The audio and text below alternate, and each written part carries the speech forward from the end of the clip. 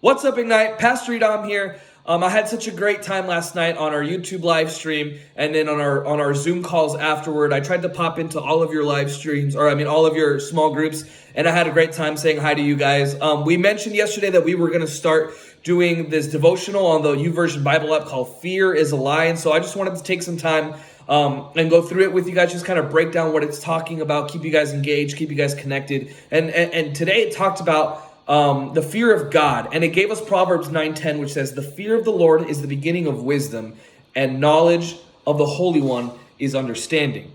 And I remember, seeing passages like this before I was a Christian and saying, well, what are we supposed to do? What are Christians supposed to do? Be afraid of God? How could we serve a God that we're supposed to be afraid of?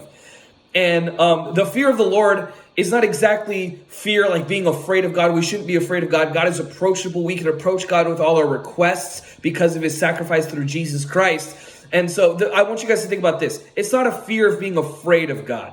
We should not be afraid of God. Instead, it's more of a being nervous to impress him, that we're trying to live our lives in a way that is pleasing to God.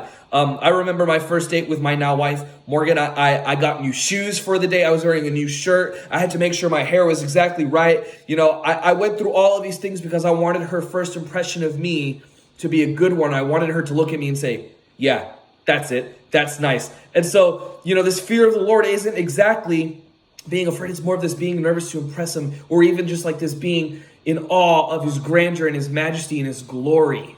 So Ignite, as you walk through life, try to have that fear of the Lord, this nervousness to impress him, and this being in awe of his greatness. Don't be afraid of God. You don't have a reason to be afraid of God. He is here for us. He is a good Father, and he is here through all of this. So I hope you guys are keeping up with your devotionals, and I'll see you tomorrow for day 2.